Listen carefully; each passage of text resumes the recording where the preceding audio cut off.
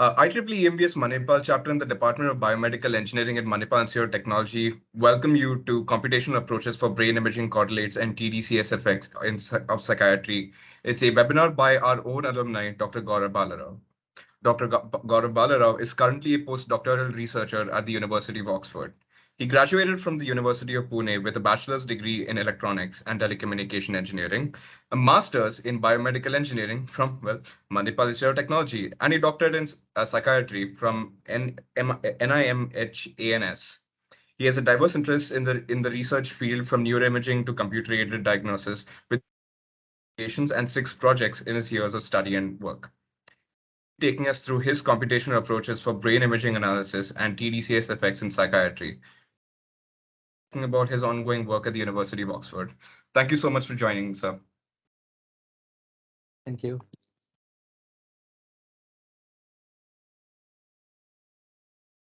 Shall I start, sir? Yeah, we will. Yeah. I'll just share my screen. Yeah. So the screen is visible? Yes. Yes, sir. Yes, Okay. it's visible. Great. Yeah. So thank you very much for having me and thank you for the nice introduction. So let's start with the talk of the day, computational approaches for brain imaging correlates and tDCS effects of psychiatry. I don't know, my slides are not okay. Yeah, now it's fine. So yeah, as my background has already been told, so I did my master's at Manipal Institute of Technology and my PhD in the Department of Psychiatry, National Institute of Mental Health and Neurosciences, NIMHANS, Bangalore. And I've joined recently as a postdoctoral researcher in the Department of Psychiatry at University of Oxford. So what do? I work on neuroimaging data. This is essentially MRI data from brain from various psychiatric disorders. I work with machine learning and pattern recognition. So I work on diagnostic models and classifying healthy patients from, healthy subjects from patients, or also seeing the correlation of clinical outcomes and different features in the brain, or also exploring the biomarkers for different brain disorders. I also do computational brain modeling, and one part of this I'm going to talk about in the later part of my webinar. So I will keep it reserved, and I enjoy working with big data, software tools, and troubleshooting codes. So there are many neuroimaging softwares, and I like to play around and see if I do a particular I use a particular function, how that is going to change my image, and if there are any errors in the code, how I can troubleshoot those codes. So I am very much interested in working with software and reproducibility. So reproducibility crisis is something very important in the brain and psychiatric data, where because of lesser sample size, lesser number of peoples or subjects or patients or healthy controls in any particular analysis, we cannot generalize it to a larger population. So I have worked with these kinds of things. So in NIMHANS, I was working with the protocol, designing the protocol for magnetic resonance imaging acquisition, quality assurance, and quality check for ADBS project. So this project is basically studying the brain disorders, the patients of these brain disorders, healthy controls, and their family and their relatives, and to see how these brain disorders progress from the patients to maybe their relatives or maybe their next generation. So I've also worked with a company in collaboration with a company known as Dassault Systems, which has very wonderful simulation software. So we have used one of their softwares for translational psychiatry application, and I will show you that application in the later part of my slides. Also, I'm interested to kind of compare different softwares, because in neuroimaging, many softwares can give you similar output, but are these outputs same? Because that is going to impact your interpretation of the findings. So I really like to kind of uh, process my data through different softwares and see whether the outputs are same or different. So I have worked in some of these things also. Currently, I am part of Translational Neuroimaging Group, and Dementia's Platform UK is the project in which I am employed in. It is a medical research council funded project and a collaboration to detect, treat, and prevent dementia. So here I am in the neuroimaging domain in the DPUK. So I'm going to analyze different modalities of brain MRI from the dementia data. And for DPUK, they have a remote analysis environment. So if any user all over across the world applies for having this environment, then they get a cloud-based environment along with different dementia data sets. And you can actually analyze, you can use various neuroimaging tools, and you can remotely do all the analysis on that cloud-based environment.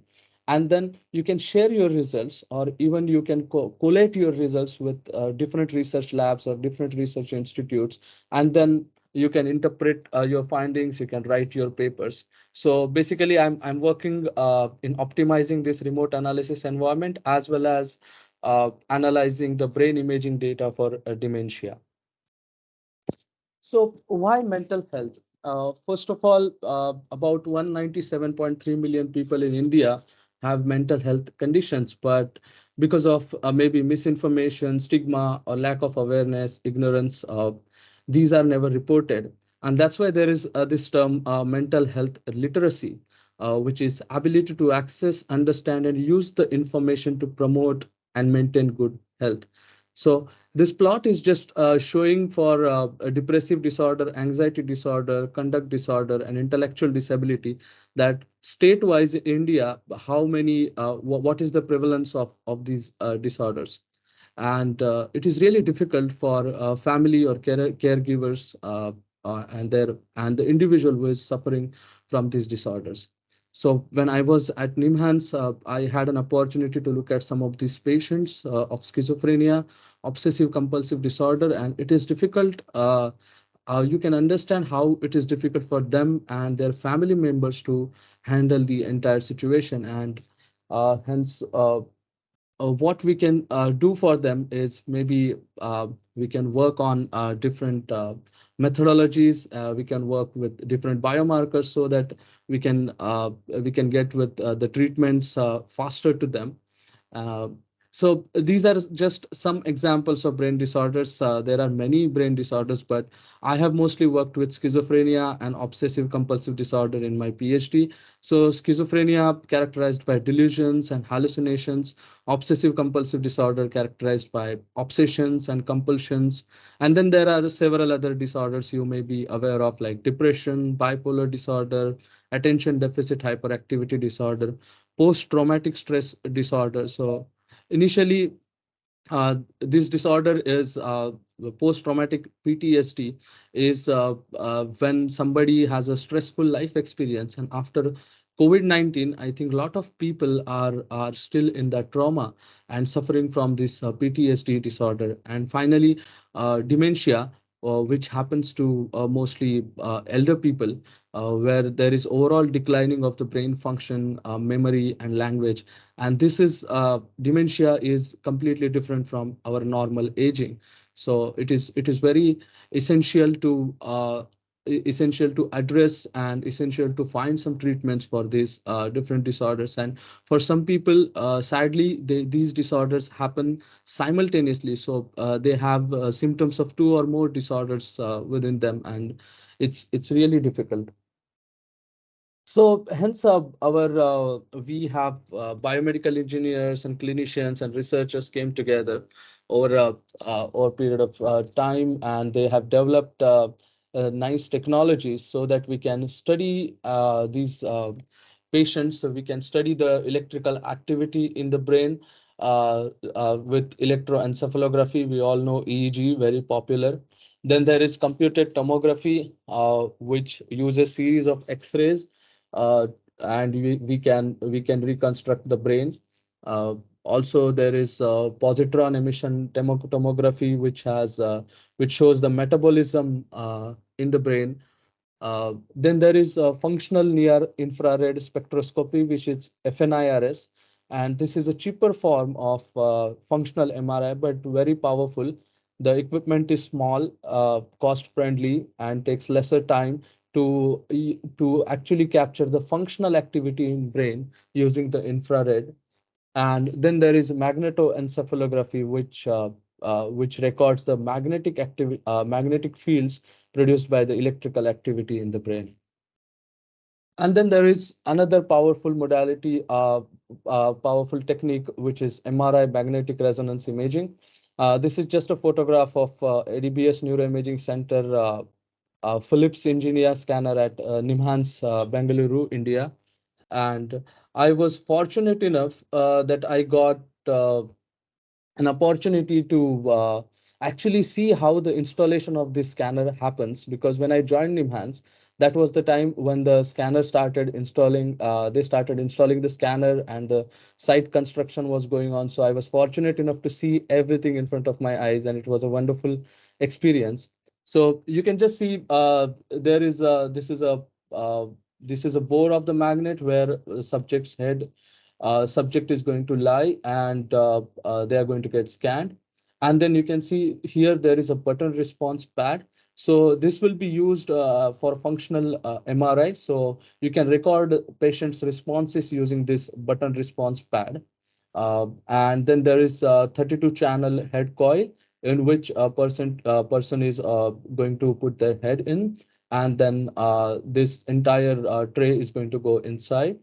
And then there is a patient monitoring system, which kind of MRI compatible. It will record ECG, CO2, SpO2, and all these things from the patient when the MRI is going on. So these are some of the pictures behind the scene. Fortunate enough to get these pictures when scanner was getting installed, and really like to show you. This is how the tray and the coil and everything looks like. So what we are going to discuss today, we will discuss a brief overview of brain MRI, different modalities of brain MRI. We will look at some data, and I will also show you some tools that can be used for viewing the MRI data. We will talk about quality check of this data, basic pre-processing of the data, and I will show you quick demos for MRI visualization, tissue segmentation, and machine learning. And then we'll talk about fundamentals, resources, application of and one application of neuroimaging in translational psychiatry. What we are not going to discuss because of time constraints is any specifics of mental disorder, details of data acquisition, reconstruction, or even principles of MRI, or optimizing the acquisition parameters, or any statistical analysis. So please interrupt me if you have any questions in between. I would be happy to address these questions. So let's look at some terminology before looking at the actual image. So for MRI image, the basic unit is a voxel, which is a 3D pixel, and all such voxels come together and form a slice. And then when all such slices are put together, that becomes a volume. So there will be values associated with each voxel, and these values are the intensity values, which is MR signal that you obtain from the scanner. And the interpretation of this intensity value will depend upon the type of scan that you have done and the sequence that is being used. So you can just see entire volume here. So this volume may be your T1 weighted MRI image, or T2 weighted MRI image, or FLAIR MRI image. And these three are the submodalities of structural MRI, which shows the anatomy or structure of the brain. Now, if we acquire different volumes over a period of time, then for each voxel, you will have a time series. So for example, you can see in the first volume 140, and then that voxel's intensity becomes 150 in the next volume, and then 299, and then 274. So this becomes a time series. And so if you see here, this is a volume 1, volume 2, volume 3, and volume 4. And all these slices are acquired with the repetition time. So what is repetition time? Is the time in seconds between the beginning of an acquisition of first volume to the beginning of acquisition of the next volume, or volume 2 here. So when you acquire such volumes over a period of time, then you get a time series, which is a 4D data. And you can slice this volume up. So you can slice it like this, or you can slice it this way, or you can even slice it this way. So you can slice it like bottom to top, or left to right, or even front to back. And these different slices will make up a volume. So this is a clear picture of the brain, and this is a mid-sagittal slice. So this is a single slice, 2D slice, and this view is a sagittal view. So you can just see that when you top to bottom, left to right, and front to back. So this first view is a sagittal view. This view is a coronal view, and this view is known as axial view. So axial view is like when you look from the top, and this is when you look from back to front, and this is the view when we look from side to side. So this is a 3D perspective when I compile all the axial slices together through a 3D, and it is a 3D volume. So this is how the brain is going to look like. So when I told you about the volumes being acquired at multiple times with a specific repetition, TR time, that constitutes a functional image, which tells you about the functional activity in the brain rather than the structure. And you can again see it has the same views like sagittal view, coronal view, and axial view, but this image has a lesser resolution than the previous image, because previous image was telling about the structure of the brain, but this image tells you about the function of the brain, the functional activity of the brain over a period of time. So this is just a 4D perspective. So because the fourth dimension is now time, so you can see the functional activity in the brain over a period of time. This is just a small movie that is created for the transfer section of the brain. So fMRI, which is functional MRI data, is 4-dimensional, with time being the fourth dimension. So this is just a small quiz where you have to identify which of these volumes, which of these sections belong to sagittal, coronal, or transverse. And of course, the sagittal goes from side to side, and transverse goes from top to bottom, and the coronal goes from front to back. So the answer is the fourth one. So we have briefly spoken about this standard MRI modalities. I showed you some images.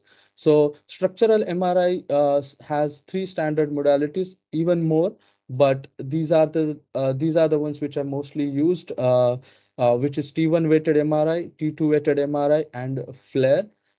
So these images are acquired based on the tissue relaxation properties.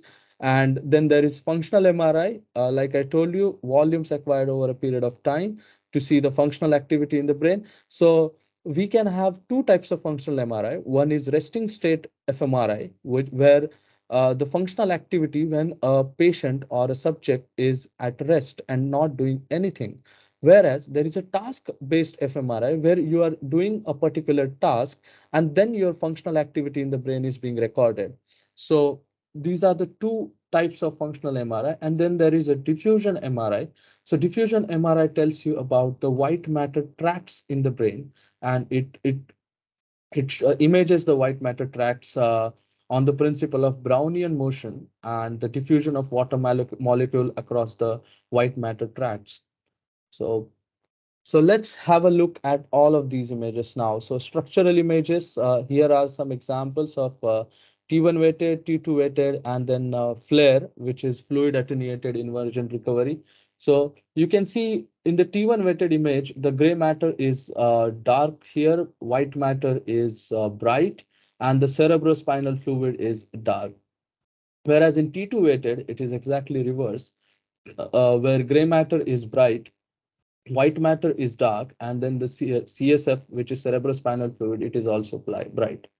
And then there is flare weighted images, fluid attenuated inversion recovery, where gray matter is bright and then the white matter is dark and the CSF is also dark. And these images can be used for different purposes, but if for a same subject you have T1 weighted and T2 weighted image, then you can have very nice tissue segmentation. So the segmentation is classifying your tissues from this image into gray matter separate, white matter separate, and CSF separate. And in one of our demos, I will show you how you can do that.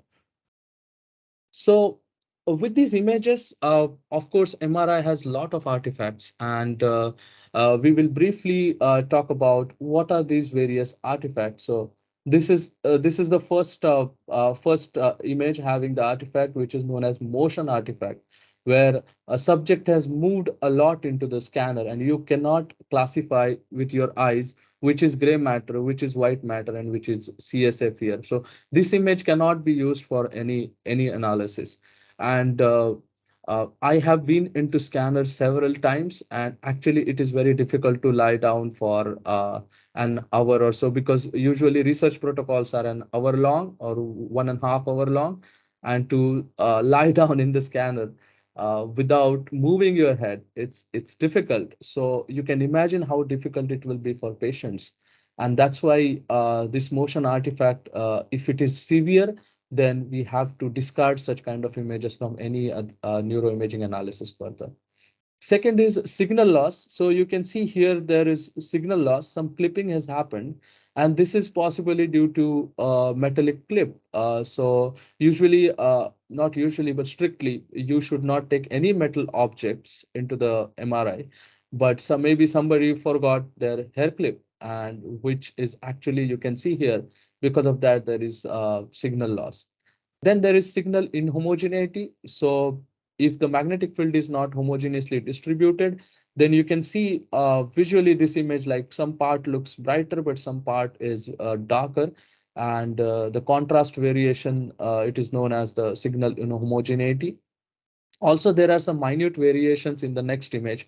Again, a kind of signal inhomogeneity, where you can see this cerebellum part, which is kind of darker than the rest of the brain. So this is again minute, and can be taken care in the pre-processing of structural MRI by various neuroimaging tools, but still it is worth noting this. And then there is fold over, rarely happens, but still in this image it's not that prominent, but you can see here the nose is popping out from the back of the head, and this is a fold over artifact. So if it is too prominent, then we may have to discard this image from the analysis. So what are the applications of structural MRI like T1, T2, or even FLAIR? What you can do with them? So first of all, you can compare them on voxel to voxel basis, which is known as a voxel-based morphometric analysis. So this image is showing you, for example, in these brain regions, maybe healthy people have more volume than the patients. So you can actually compare healthy people and patients on voxel to voxel basis.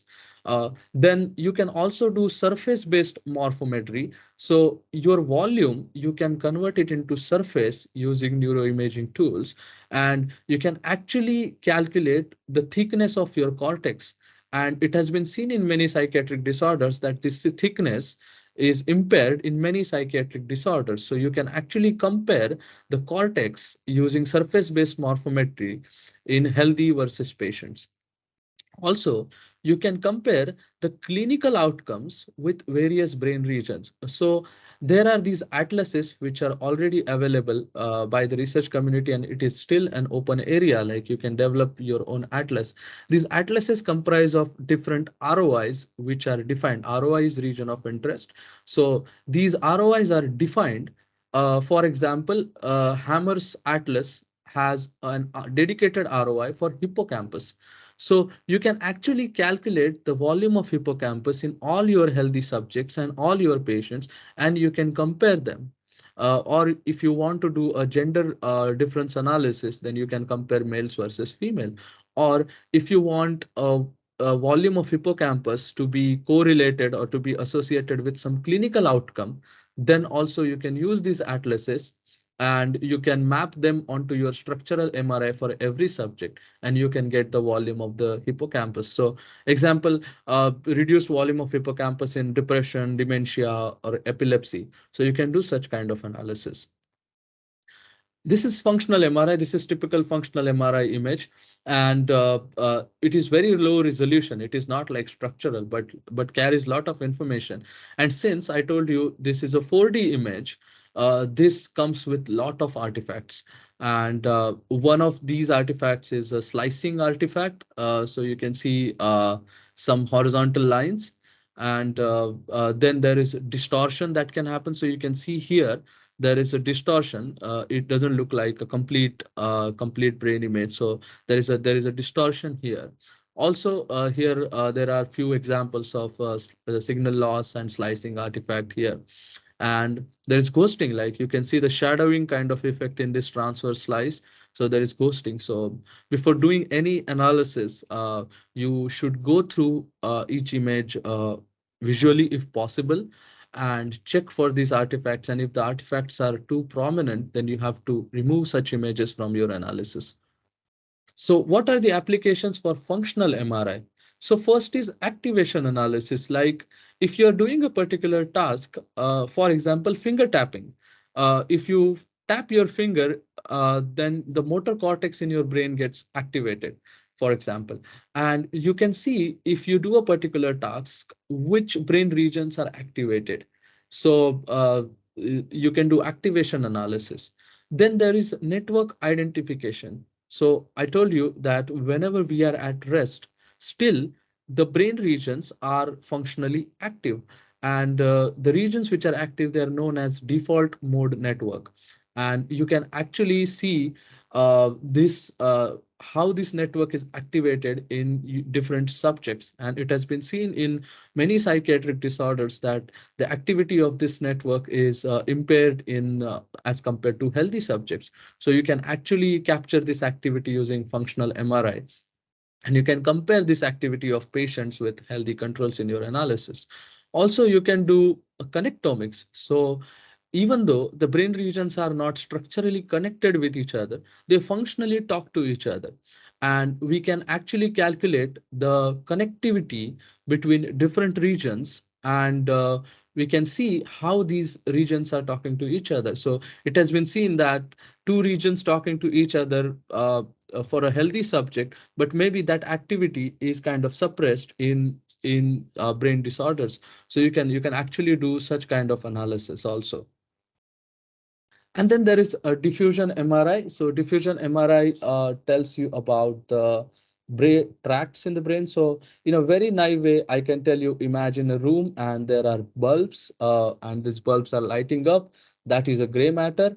But the the bulbs, they are connected with wires, and these wires are actually white matter. So white matters are like wires in the brain.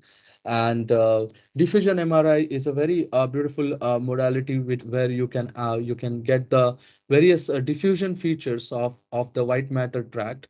And this is a typical example. Again, it's a low resolution image and a 4D image acquired over a period of time. So it will have multiple volumes, and there are distortions that you can see because of inhomogeneity in the magnetic field, or because of improper shimming, or because of shimming is a technique where you make the magnetic field homogeneous. And also maybe your acquisition protocol is not that proper, so you can see such kind of things. But if you use proper neuroimaging tools, then actually you can see such distortions. So here there is a little distortion which is kind of recovered in this image. So you can also see whether it is much more prominent to discard the image, or you can correct it using neuroimaging tools. So what are the applications of diffusion MRI? So like I told you, you can have diffusivity and anisotropy measures from the white matter tracts. So these measures tell you what is the integrity of the white matter. And it has been seen that the white matter integrities is compromised in many brain disorders. So you can actually use diffusion MRI, and you can construct these nice tracts. You can get numerical measures from these tracts, and you can compare it with healthy and patients. So this is just one of the tracts, superior inferior fasciculus, and this tract is very it has been shown that in schizophrenia subjects, the integrity of white matter in this tract is compromised. So you can actually take out specific tracts of interest and see their properties, see their features, numerical features, and you can compare them.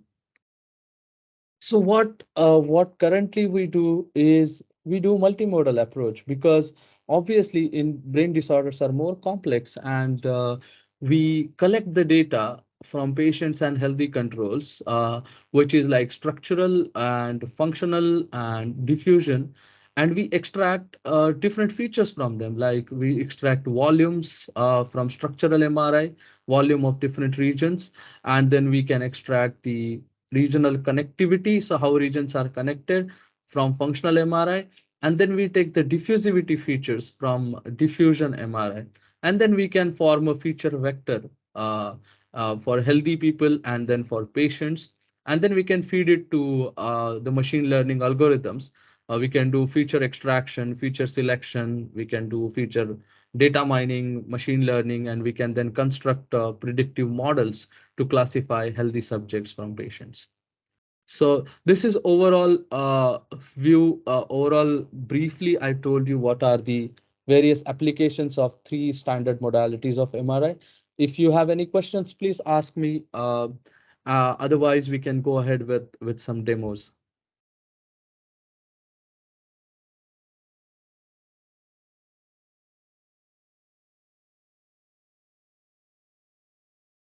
Any questions? No, sir. Yes. Okay, cool. So let's then go ahead. I have told you about briefly about what are the various applications, what are the standard MRI modalities and everything. So let's get back to the actual work now, the hands-on thing. So in a typical neuroimaging analysis, you first start from the scanner, and the data comes from the scanner. So the data that you get from the scanner is DICOM data. It is in DICOM format. So all the files that you get from the scanner may have .dcm extension. And these files are nothing but slices of brain. So if you acquire T1W data, structural data from scanner, then each slice will be a separate DICOM file.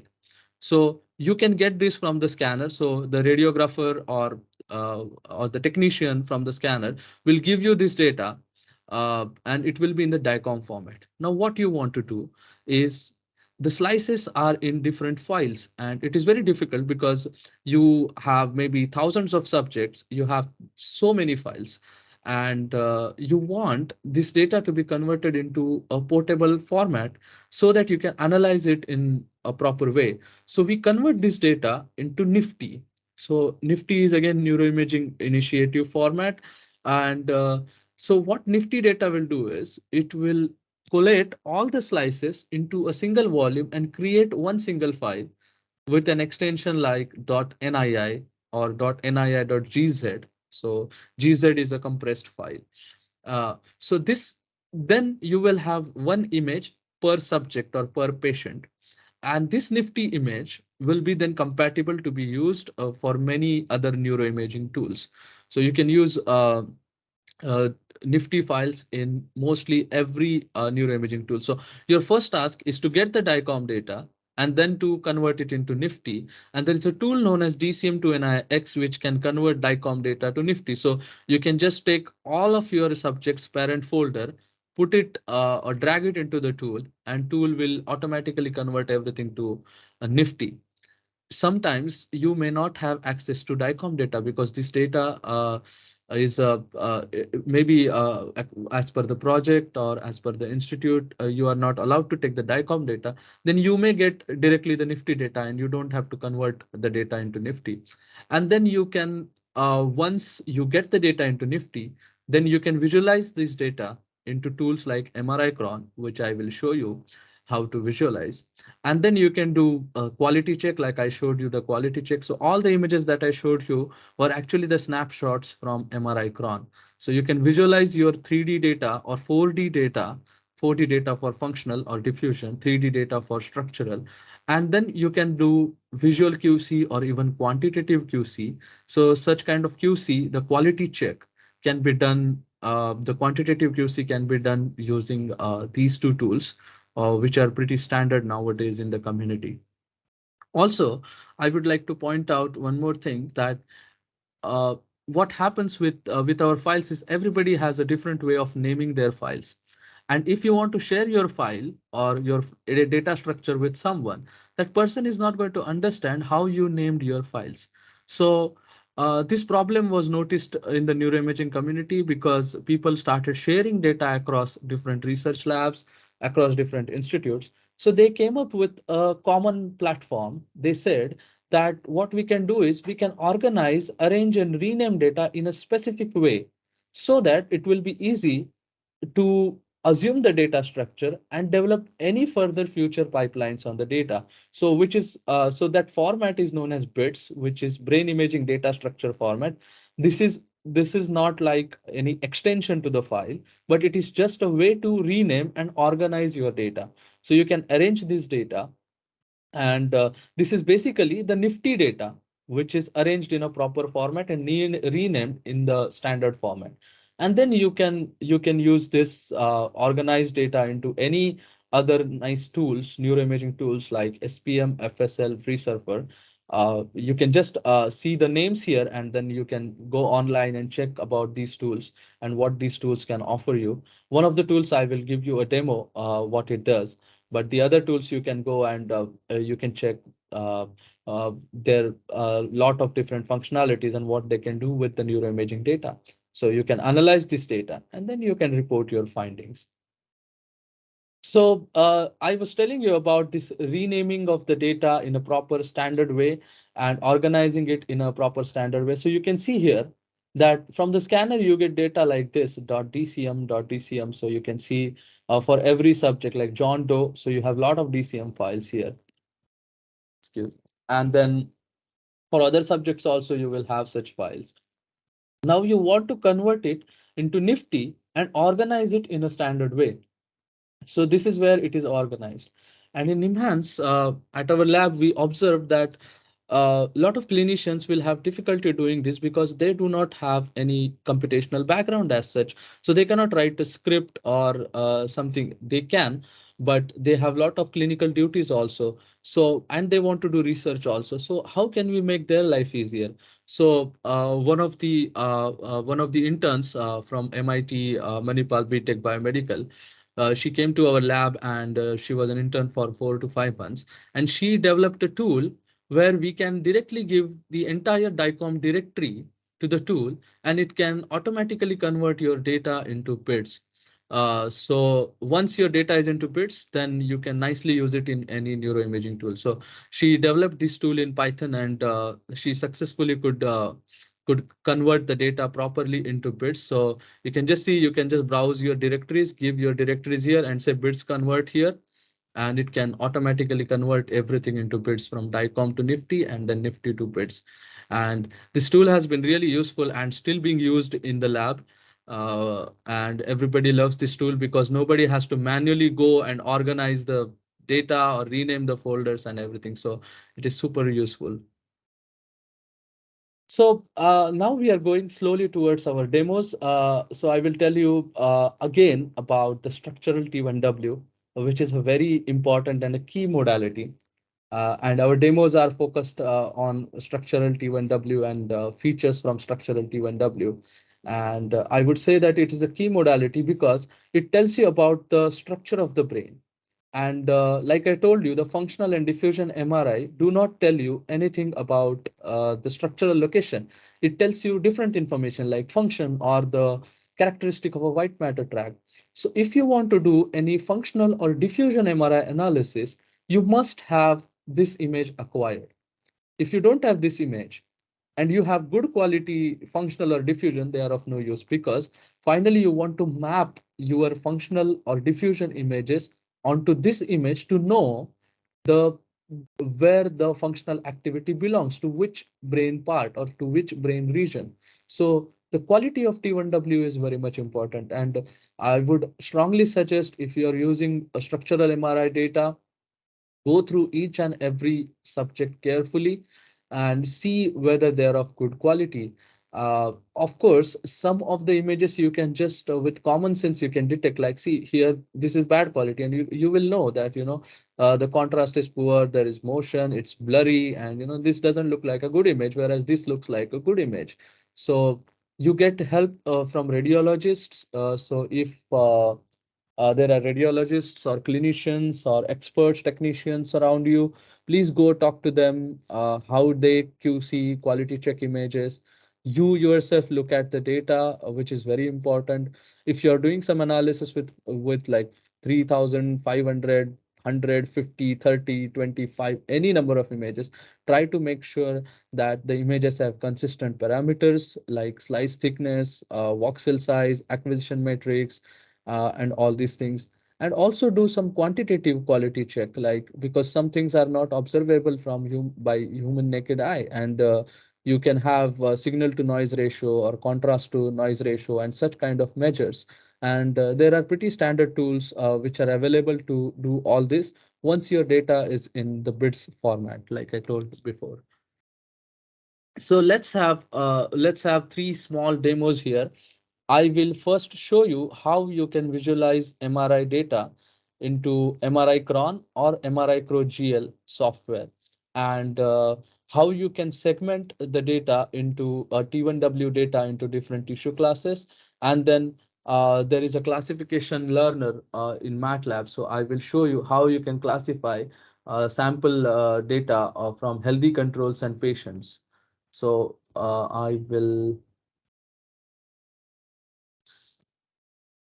So MRI Cron and MRI Pro GL are two very beautiful lightweight tools. They are installed within a blink of an eye, and I use these tools. I have been using, and I'm going to use it forever whenever I want to visualize neuroimaging data. So I can just tell you that there is a NITRC org website from where you can actually download these two tools, MRI Cron and MRI Pro GL. Both have same names, only the other tool has a GL in it, and developed by the same developer, but they have some different functionalities. So let's open MRI Cron, and so this is MRI Cron tool, and you can see I will just open one of the subject's structural T1 images. So this is a structural T1 image of one subject, and these blue lines are actually, this is a crosshair. So wherever I scroll this, you can actually see the entire MRI slice by slice. And this is a nifty file. So you can see when I opened it, there is .nii extension to the file. So you can just uh, upload any nifty file here. And just a sec. So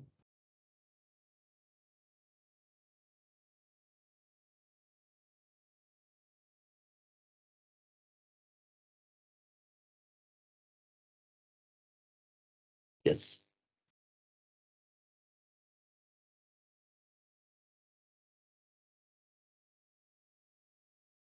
So you can visualize your images in this tool one by one, and you can scroll around, see the slices, if you can see any motion or any other artifacts in the image. And you can see this image is nice because you can see gray matter, you can see white matter and CSF properly. There is no motion or anything. This crosshair will tell you the location of the voxel, and you can see at the top here, uh, it will tell you the matrix wise location. So this is 89, 84, 110. And then if you go here, it again changes the location. And then you can see the voxel intensity. So like I told you, each voxel will have intensity. So here the voxel intensity is 80. Here it is 82. Here it is 83. So it can tell you the voxel intensities. If you go into the white matter, then the intensities are going to be high. If you go into the skull, then intensities are further high because these are brighter regions. Also, like I told you that you should check the image parameters and they should be consistent.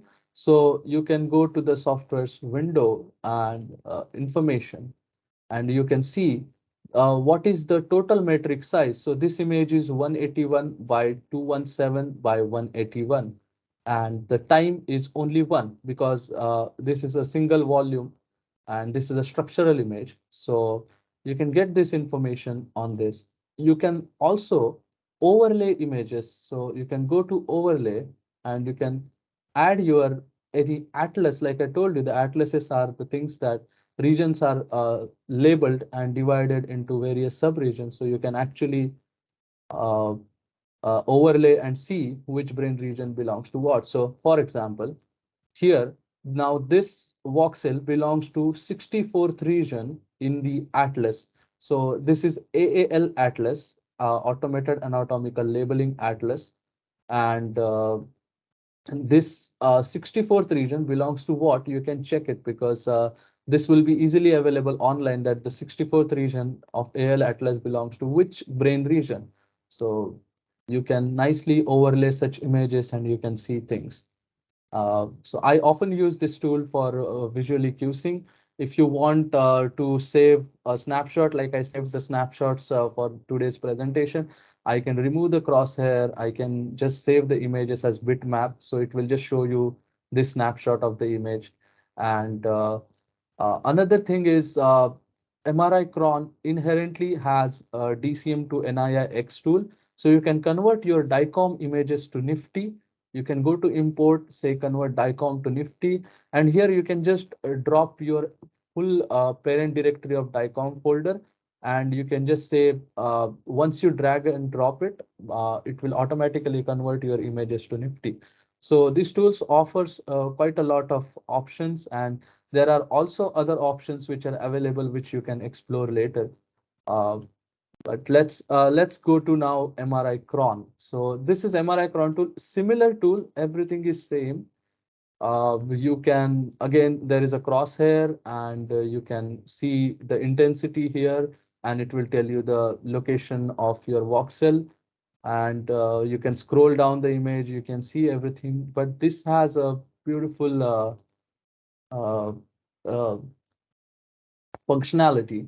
And this functionality is it can render the images. So it has rendered this entire face from all the slices. And this will be very helpful for certain applications. One of the applications I'm going to show you, and uh, so you can render your images nicely, and you can then overlay. Of course, you can overlay the atlases and you can do things just like MRI cron.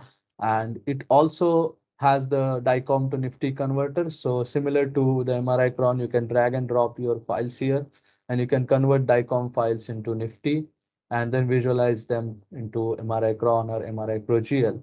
But this rendering function is very helpful in brain modeling.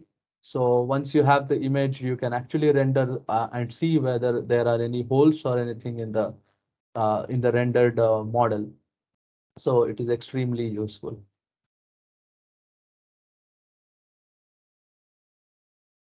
Yes. So what we did is we loaded the images in MRI cron and GL. We can overlay the images. We can save images. We can render images. We can see voxel intensity. We can move the crosshair and see the entire volume. And then, excuse me, and we can convert the data from DICOM to Nifty. So anyone has any questions till this part? or we can move to next demo. We can go ahead, sir. Okay, great. So uh, the next demo is on segmentation of T1W MRI. So segmenting the data means classifying the data into different tissue classes like gray matter, white matter, and CSF most importantly. And there is a nice tool to do that. So I would just like to share one experience of mine when I was doing my master's.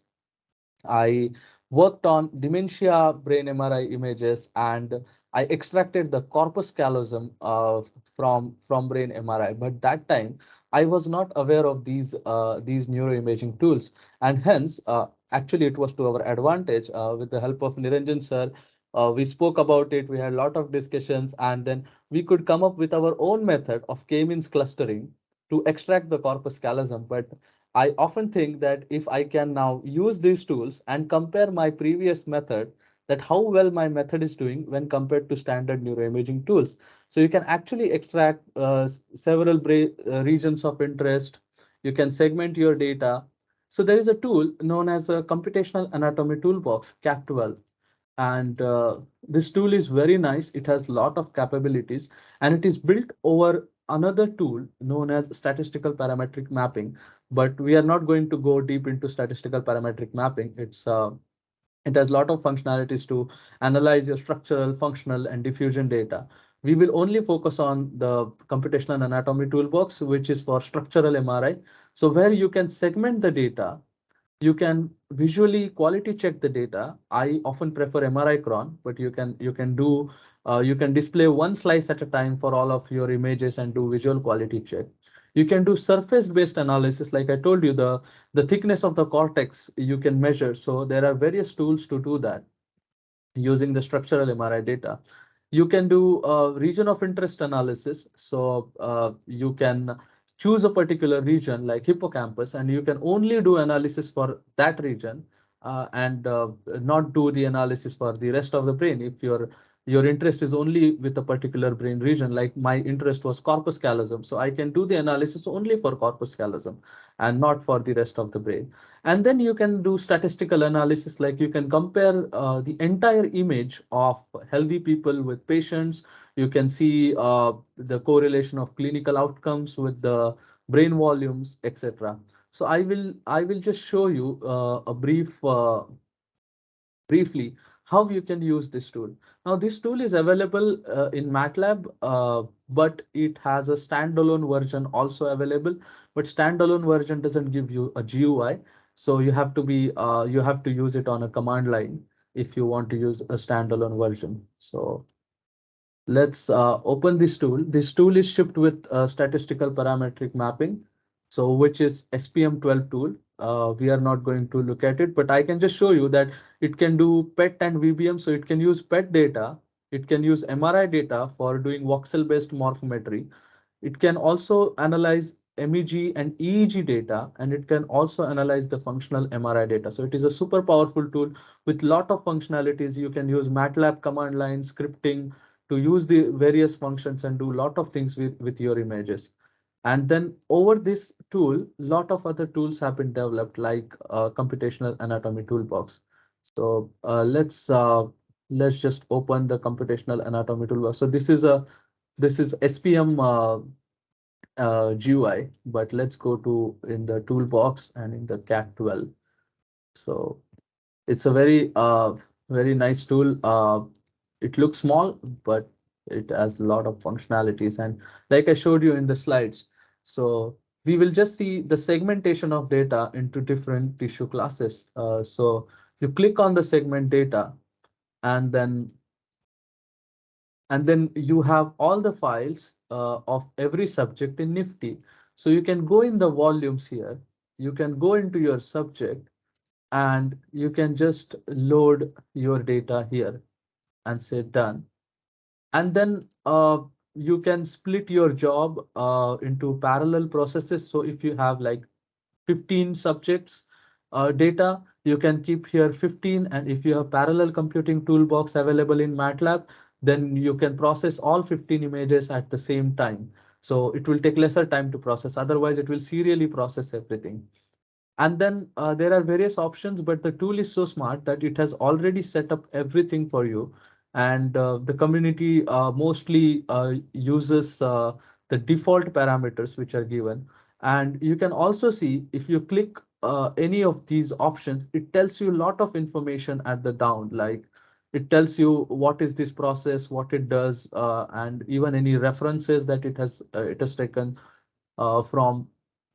Usually we keep everything default, and I will so first of all it asks you for tissue probability maps. So the thing is, while you are classifying your subjects gray matter, white matter, and CSF, what the tool is going to do is it is going to map your subject image onto a standard space image first. And for that standard space image, or that standard image, we have the tissue probability maps available. So these maps will be for gray matter, CSF, and white matter. And once you map your subject into these tissue probability maps, then it is going to do some registration, like mapping on voxel to voxel basis and mapping on the global basis. And once that is done, it will classify for this particular subject or every particular subject into different tissue classes. So there are various options. We usually keep all of them constant. The most important part is the surface and thickness estimation. So like I told you, it can estimate the thickness information for you if you say yes here. And it will take some more time if you check this option as yes, because it will take time to calculate all these things. And then the toolbox has atlases. So like I told you, these atlases are different ROIs defined and labeled. So you can use different atlases and get the information on volumes or thickness for smaller every other brain region for all of your subjects in an Excel sheet. So in the third demo, I'm going to show you the Excel sheet also. So so there are various atlases, and you will maybe you might wonder that why these many different atlases, but some atlases are for different purpose. Like this Cobra Atlas is for subcortical regions in the brain, like hippocampus, amygdala, cerebellum, whereas neuromorphometric atlas doesn't have very good parcellation or very good division of subcortical regions. So if you're interested to just see the differences in the subcortical regions, maybe you can go with the Cobra Atlas.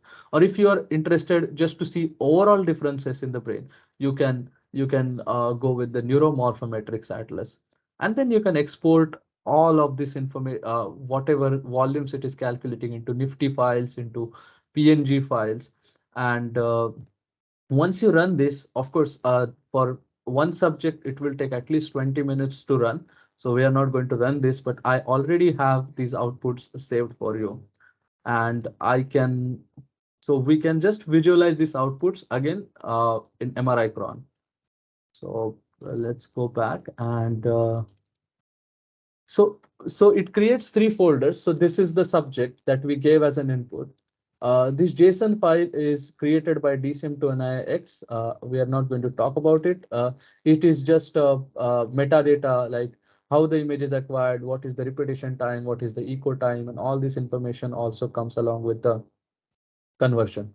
But once you fit this image to Cat12, it creates three folders. Label. So label has all the atlases information, like for each atlas you have selected, what are the volumes. So it will store the same information in MAT and XML files. You can import this MAT into MATLAB workspace and check. I will show you the Excel sheet later. And then it has MRI. So here it has segmented your tissue classes. Now, while running, I only saved gray matter and white matter. So I can just show you.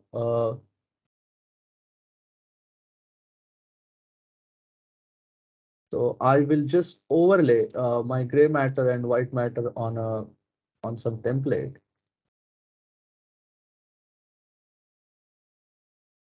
So I will overlay whatever I have done onto this template. So I go to MRI, and this is a gray matter. So you can actually overlay and see how well the gray matter is segmented here. And you can do visual quality check on even the segmented images if this has been done properly or not. You can also add multiple overlays. So yeah, so this is a white matter, and you can change the colors if you want. You can have any different color, and you can just check whether the segmentation has happened properly or not.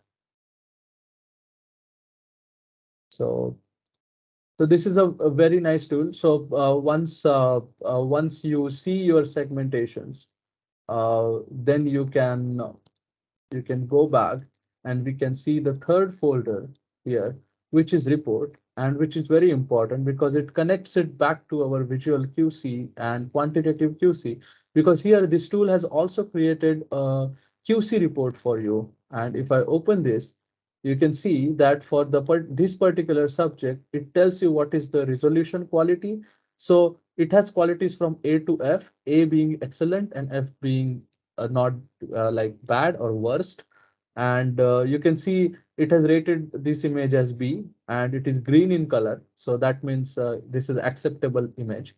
It tells you the processing time, and it will also give a weighted IQR measure. So this is overall measure, which is B. It tells you, the report tells you about volume, like absolute volumes of CSF, gray matter, white matter. It tells you the total intracranial volume, which is shown here. And then it also shows you 2D mid-sagittal slices of the segmentation. So you can nicely see, if I turn on the surface feature, surface thickness estimation, then it can also show me here cortical thickness, and here it shows me the surface renderings as well. So so what you can do is you can actually collate all these into an Excel sheet, and then you can have a quantitative QC as well as visual QC of your data, and then you can see whether or not you want to accept or reject the images for your analysis.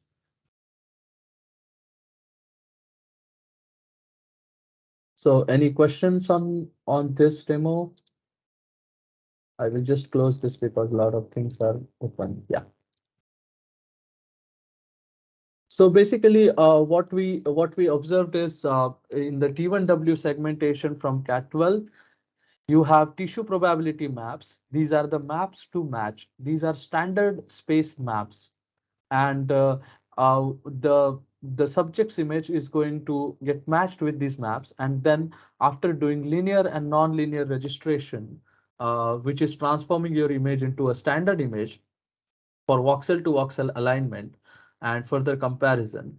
It extracts the gray matter, white matter, and CSF. And the tool also does some pre-processing, like it does bias correction, it does skull extraction, and then you can select your atlases, and then you can save your outputs.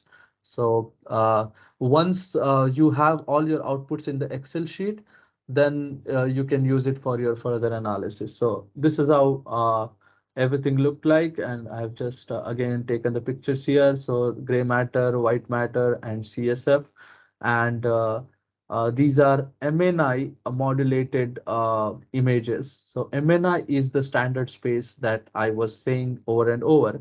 So MNI is a template. This is Montreal Neurological Institute template. This template is designed from 152 Caucasian brains, and this template is used as a reference for neuroimaging analysis. This is a pretty standard template which is being used for the analysis. And to localize your results, we will kind of map all of our images onto this template. So that, because every subject has different head size and shape. So once we transform every subject's or every patient's brain onto this template, then there will be the correspondence of voxel to voxel for all these subjects, and it will be easy for comparison. So next demo is on machine learning classification. And before going to that demo, I would just like to tell you a few points to consider when you are doing machine learning. Uh, so here is a MIT report. Hundreds of AI tools have been built to catch COVID, and actually none of them helped. And why?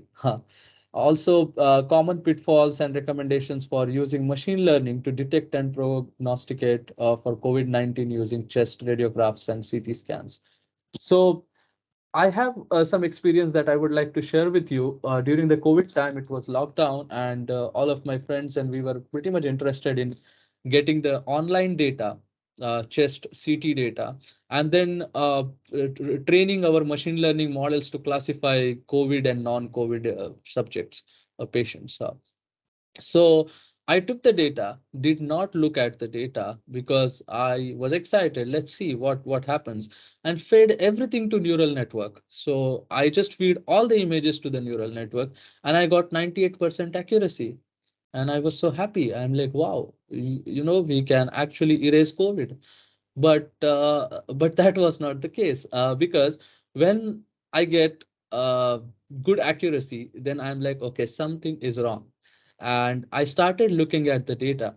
Now the data was put up online by some institute or someone, some medical college, I guess. And those people were initially doing some research. So what they did is, for COVID chest CT scans, they had some red colored arrow marks in the images only for COVID subjects and not for non-COVID subjects. And somebody just put the data online without kind of doing any sanity or something, I guess. So actually, what I was classifying was those red marks instead of anything that was going on with the COVID. So I would strongly suggest, again, looking at your data. This is from my own experience, that look at your data and then make any inferences or any interpretations.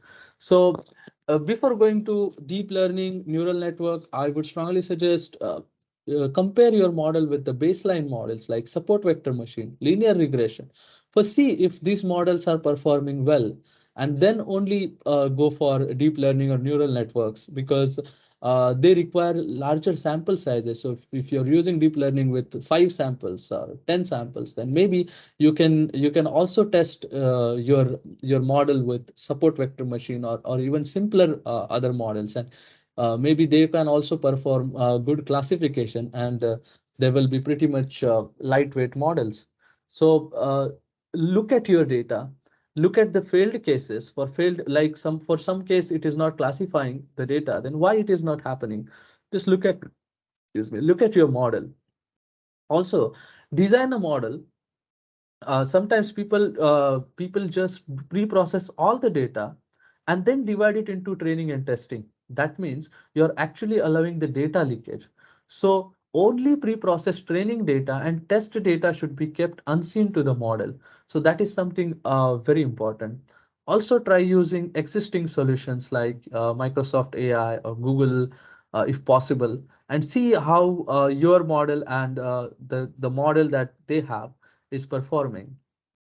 Also, accuracy may not be the best measure. Like you have 90 healthy people and 10 patients, and your data is your model is classifying everything to healthy.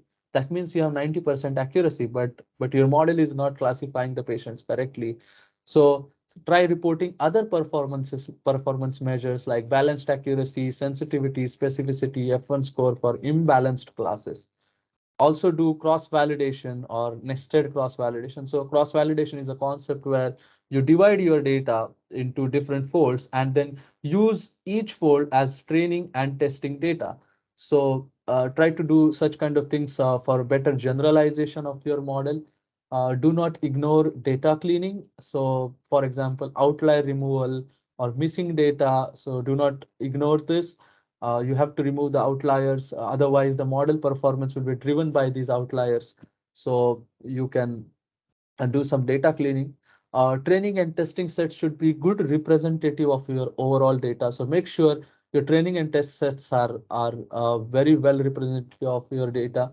Also, overfitting of the model. So when you have thousands of features and you have tiny samples, then maybe you're overfitting the model. So perform feature extraction and feature selection kind of methods to avoid this, and tune the hyperparameters of the model. So even though all the models have default parameters as per the tool or as per the libraries, but try to tune these hyperparameters over a number of values and see how your model is performing. So let's go with the third demo. Here, what we are going to do is we are going to take the volumes that we calculated from the last demo segmentation, and we are going to visualize this data. We are going to split the data into training and testing. And then we are going to use a classification learner app in MATLAB to classify healthy subjects from patients. Now, the thing is, this app, I really like it. Because uh, it has evolved very nicely. And if you want to do some preliminary checks with your data, you can nicely do this with the classification learner app. So let me just yeah, I have just created a test code for you. And so these are the gray matter volumes. First, let's look at these gray matter volumes. So I will just run this, and this is the data in a table that I uploaded. So you can see that subject H is for healthy. So we have like 50 healthy people, and then we have 50 patients. And then we have in total 95 regions gray matter volume. So you can see it has names like insula and then hippocampus. So you can see here hippocampus in the right hemisphere, hippocampus in the left hemisphere, amygdala in the right, amygdala in the left. So you have this entire sheet as the feature vector, you can say. And then I will just divide this data into healthy and patient. So we have 50 healthy people and 50 patients data.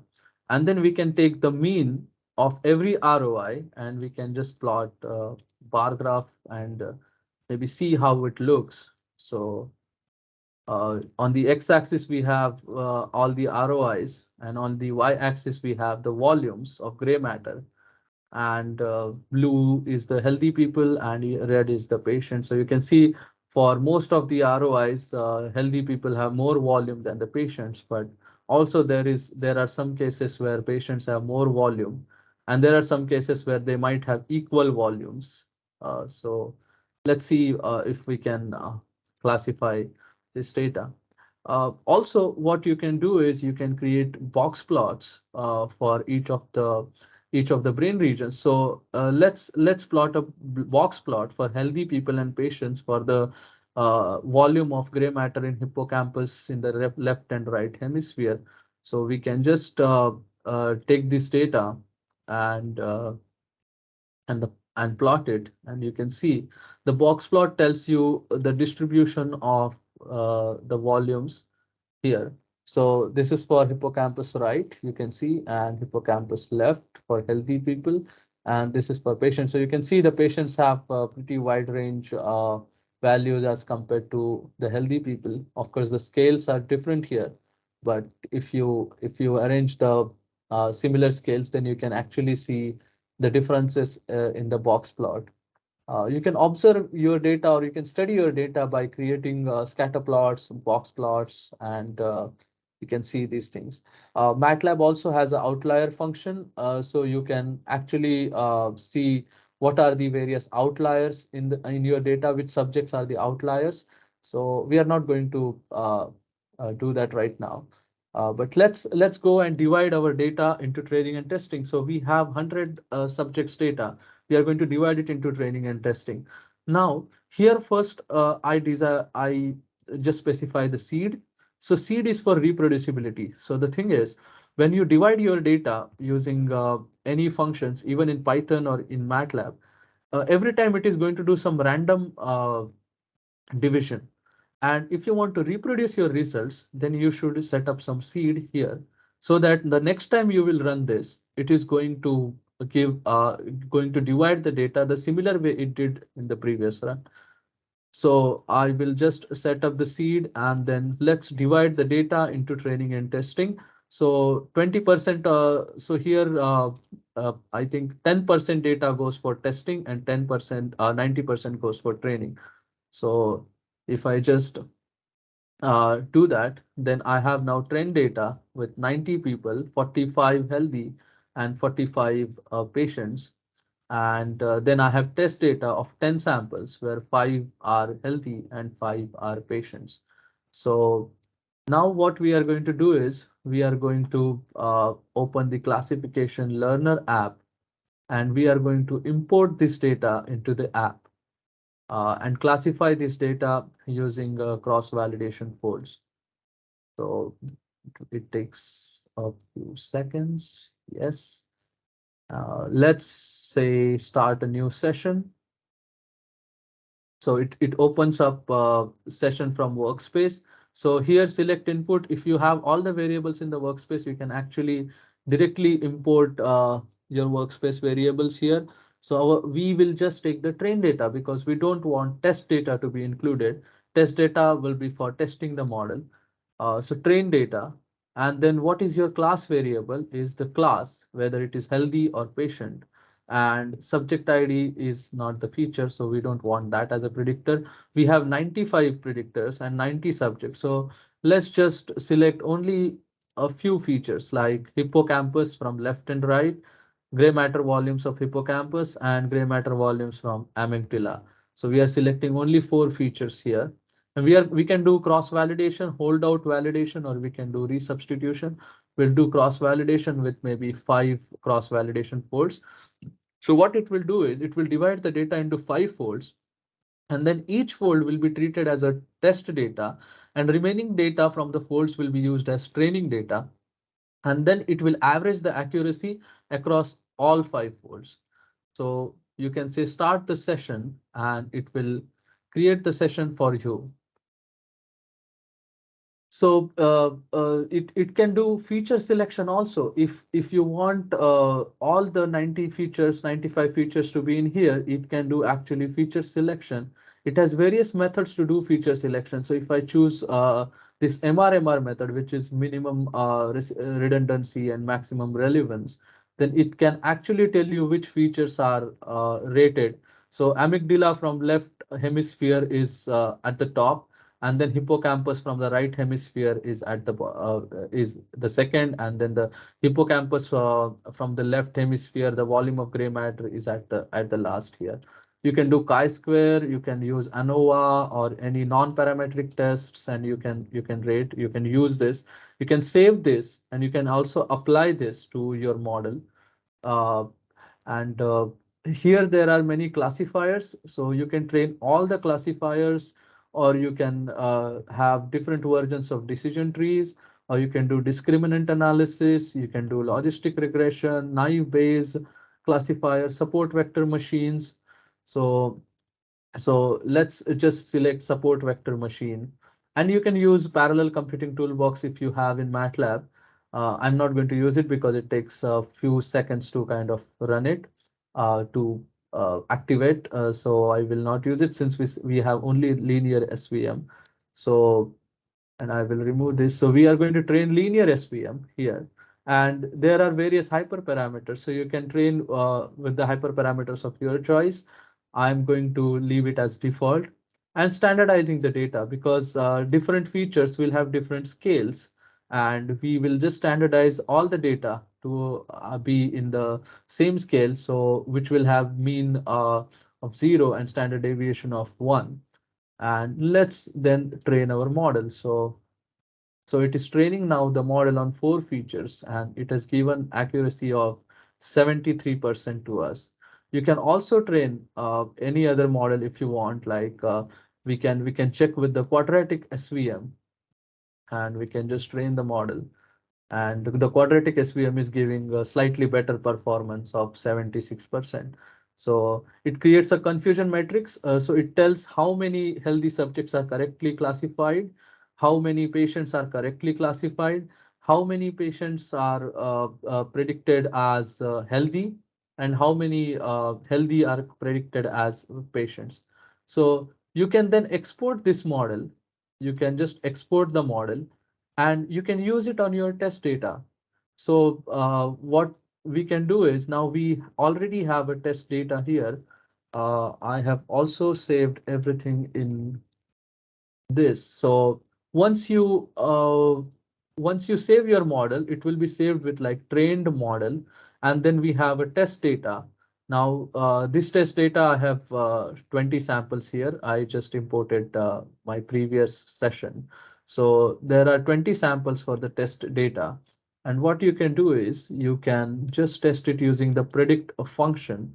So you can just run this. And now it will test your data on the trained, it will use test data on your trained model, and you can create a confusion matrix for your test data. So for my model earlier, it correctly classified all the healthy subjects into healthy and all the patients into patients, and there are no misclassification here.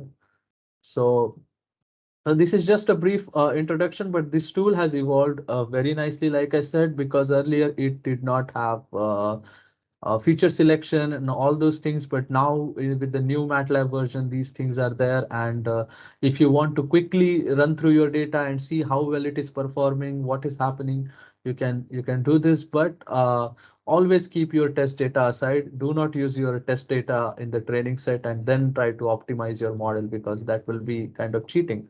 So we will not do that. Um, so this is what we saw. We saw the classification performance. We exported the model and then we tested the model on the test data. So we have few more minutes. So these are some of the resources that you can use for neuroimaging. Like there are dedicated tools like SPM, FSL, FreeSurfer, and many other tools. You can use various Python libraries like NePipe, NeLearn, NeBabel. So the thing is, the Cat12 tool that I showed you right now, you can also use that tool on the command line in Python using NePipe and NeBabel. So you can do the segmentation by specifying a command instead of going to GUI. But if you prefer GUIs, you are happy to use that also. Both give similar capabilities. Then there are Docker images. If you don't want to install the entire software, you can just have Docker on your system. So you just have to install the image here, and these images can be then image means it will be a library kind of thing, not the image that we were speaking since long. So the Docker image that you can get on your system, and you can use the entire tool. Also, there are Singularity images. If you are working on clusters, servers, then you can install Singularity images from various neuroimaging tools, and you can use these things and process your data. So, any questions so far?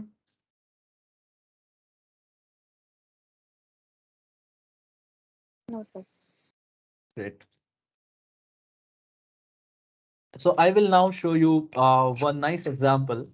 We have few I have minutes. a Somebody has question. raised hand. Yeah. Oh, okay.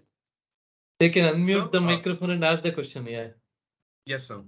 So when we're working with MRI data, especially in Alzheimer's and all, I found a data set that is 4 classes based on how demented the person is. Is that like a reliable data set? Because it was a public domain data set. It's got 4 classes: high, moderately demented, mild, very mild, and non-demented. Yes, that's correct. Yes, of course, it's a authentic data set, because a lot of studies are on seeing how the dementia is progressing. So you have mild cognitive impairment, and then that leads to dementia. And so yes, this is an authentic data set. If you have good enough samples, like from mild cognitive impairment, healthy, and dementia, then actually you can compare all 3 classes and you can see the difference from healthy to mild cognitive impairment, and then from mild cognitive impairment to dementia. And you can actually track how the progression of dementia, how it changes the brain characteristics or volumes in the brain or function in the brain for healthy, and then MCI, and then dementia. So yes, it is a good enough data set. But yes, if at all you are doing some exploratory analysis or something, you can always bin everything into one class like patient and healthy. But then you will not be interpret too much on it, like means because your patient class has a combination of everything. So I would suggest, if you have 4 classes and good enough sample, then definitely go ahead with that data set. It's good. Thank you, sir. Also, one more thing I noticed, because MRI images usually are in a certain format when they're Yeah. captured, and they're putting for even the when the model will be applied, it'll be in a certain the input data will be in a certain format. So, is it recommended to perform augmentation on any data set used in these models, or is it not necessary? So what do you mean by augmentation exactly? Any kind like scaling, rotation, those kind of augmentations to for the training data set specifically. So is it recommended in when we are developing classifiers in this for especially for brain MRI, because the brain MRI will be in a very specific format. Yes, yes, definitely. You should do the so this is known as pre-processing. Like you want to do any scaling or these kinds of things, you can do that. And that's what we were like kind of I was telling in the segmentation, when it maps your image to the standard space, that means it is doing this augmentation or the scaling, and it is changing your image to a standard space. So once your all the images are in the same space, then you can extract your features, and then you can design the classifiers. But if your images are in a different space, then maybe the different heads and shapes and sizes are going to be the covariates in your analysis. Like you have to adjust for this, and in order to adjust, you have to kind of do the scaling or the registration and these kind of processes. Thank you, sir.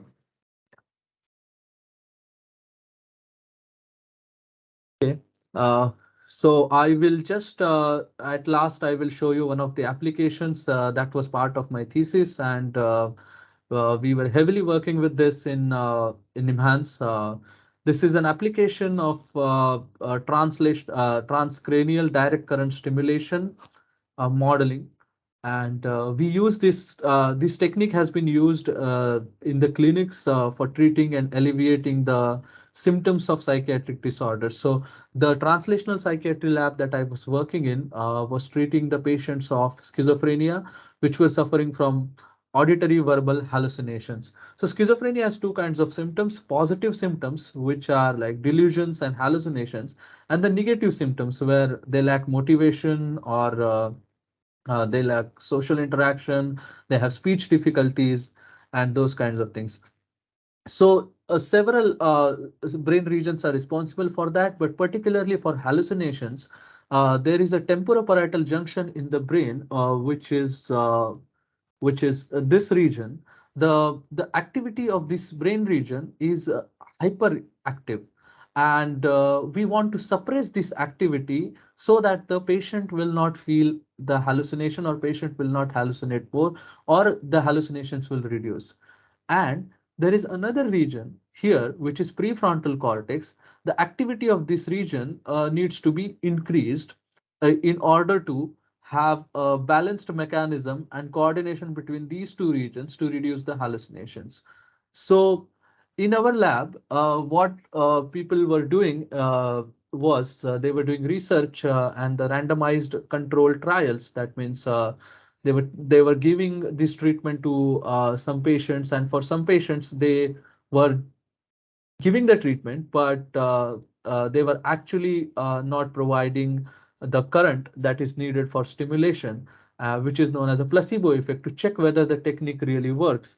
So basically what we do is we keep electrodes on the head, targeting these two regions, prefrontal cortex and the temporoparietal junction, and then we provide a minute electric current.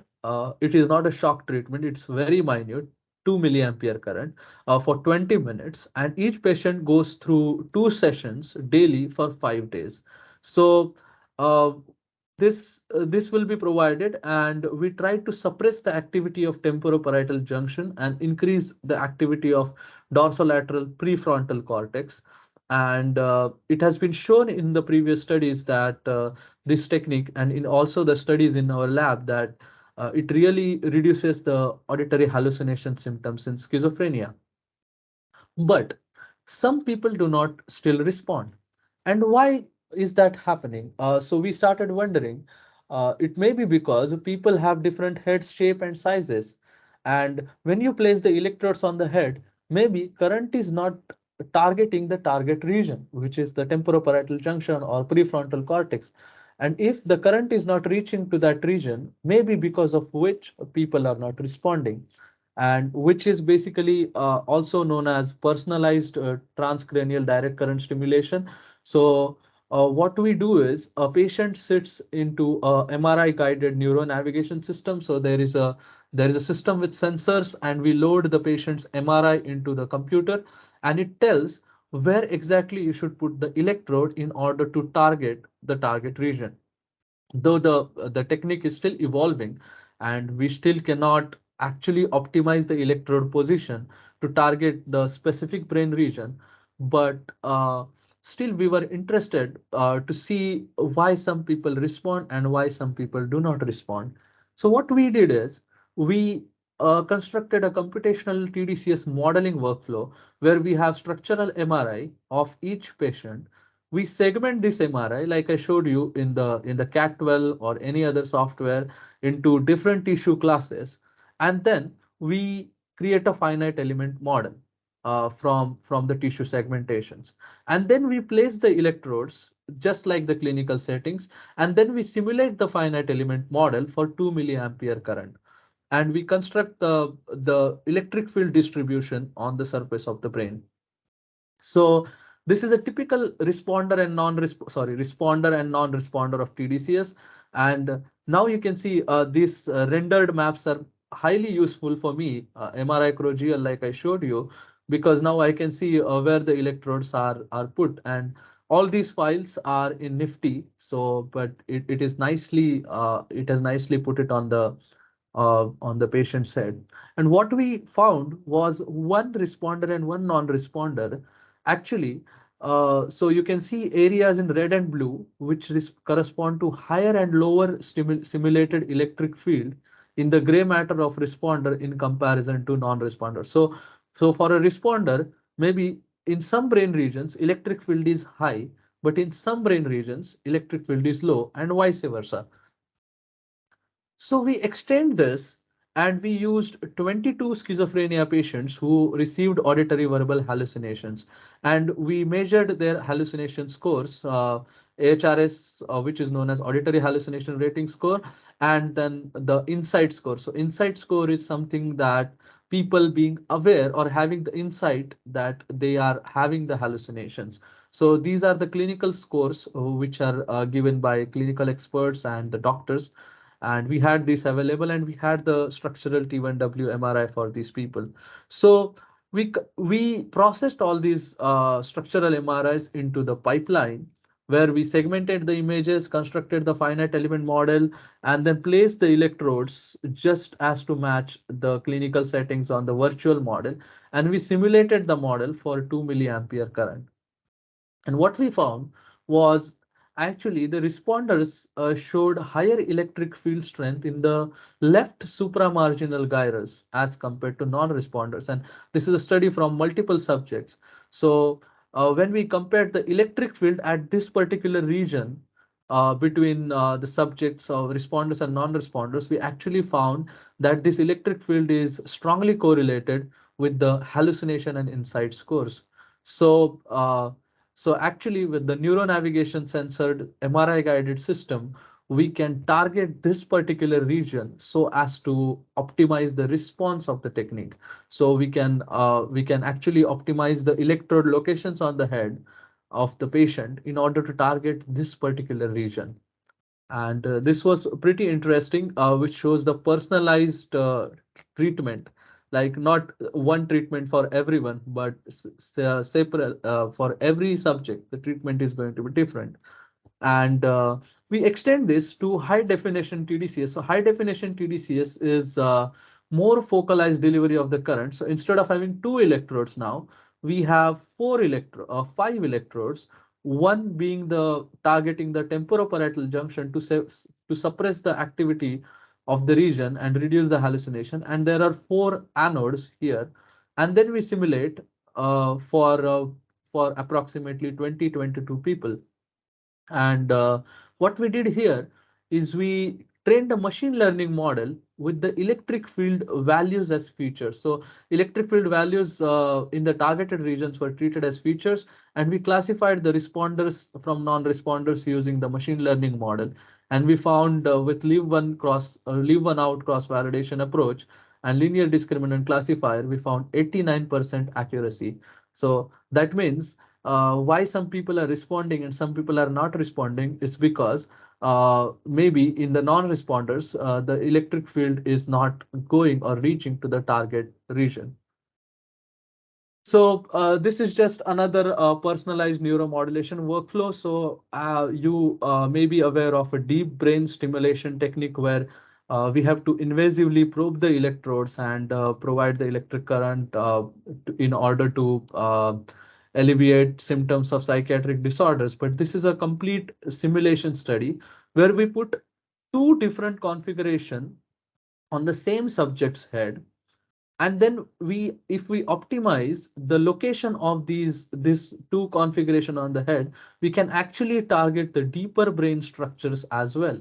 And if we can do that, then maybe we may not need deep brain stimulation in the future, because this is a completely non-invasive technique where we are just placing the electrode on the head. We are not probing anything. So if we change these configurations, the placement of electrodes of these two configurations, then we can actually target the deeper brain structures. And here what we do is, through the one configuration, we give current, and through the second configuration, we give the current but slightly out of phase. So there is a phenomenon of temporal interference, and which can actually target the peak into the deeper brain regions. This is some interesting work that we did. We constructed an Indian brain template, like I told you, MNI, Montreal Neurological Institute template. And that template is used everywhere, but it is developed from Caucasian brains. And of course, Indian brains, when they are mapped into the, excuse me, so when they're mapped onto the MNI template, they undergo a lot of deformation or scaling or other things. So we developed our template. This is an average brain from 157 people, and we compared it with the Chinese brain template and then the MNI brain template. So we found that the Indian brain template is smaller in size and shape as compared to the MNI template. And maybe this template can be used instead of the MNI template in order to segment our tissue classes, so that we can have like as unbiased measures as possible. And yes, this is something very interesting that we observed in the MRI. So I was involved while in MRI acquisition and saw hair of the subject getting into the MRI, and we were wondering like why there is a hair artifact in the MRI. And a couple of interested people, we actually went into the MRI and we never saw any hair coming out. But then we observed, especially for females, this hair artifact is prominent. And then we started thinking, because maybe females apply oil to their hair, and because of which the hair is appearing. And then we actually applied different oils to our hair and went inside, and finally we got that in our parachute oil there is a vitamin E acetate which has magnetic properties, and it actually shows that into the MRI. And this is pretty interesting because the intensities of hair are actually closely matched with the cerebrospinal fluid. And if we process these images, there might be some segmentation issues. Of course, we do skull extraction before segmentation. It is not of worry, but still, this was something interesting that I thought I would share with you all. So some interesting topics that you can work with. You can work with multi-site data. Since we don't have time, so I will not. I will just quickly go through all these things. You can use data from different scanning sites. They have different parameters, different acquisition protocols. So you can harmonize the features first. If you're using data from different scanners, you have to harmonize the data. You can't use it directly, because otherwise, instead of classifying healthy and patients, you're classifying the scanners. So it is a very hot topic in the research right now. You can do brain age, so you can predict the age of the subject and using the brain features. You can work on defacing or quality control of MRI. You can work on pre-processing of MRI. You can develop QC, quality check classifiers.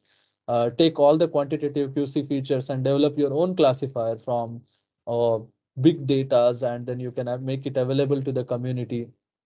And then you can do diagnosis prediction like healthy versus patients, or patients versus patients like schizophrenia versus bipolar disorder, because some disorders appear simultaneously. So you can actually distinguish these disorders. You can work towards replication and generalizability or test retest reliability and many more such things in the neuroimaging. And all these areas are quite open and quite interesting. And I often get this question when I speak that so where shall I get the data sets? Many data sets are available, like ADNI, OSIS. I used OSIS for my master's thesis to get dementia data. There is ABIDE data, there is ABCD data, there is UK Biobank data. These data sets are very nice, and you can actually you have to apply, you have to tell that why you are using this particular data, and they will approve it, and then you get access to thousands, 5,000, 10,000 of subjects. And there is UK Biobank data, which is like more than now 50,000 people. Uh, but of course, UK Biobank is not available as open source, but you can always request and see if it works out. You can get lots of data to work with, and these are some of the links to the sites which you can use for your for downloading these data sets. So thank you so much, and let me know if you have any questions, any doubts. You can contact me on LinkedIn, email, anything works for me.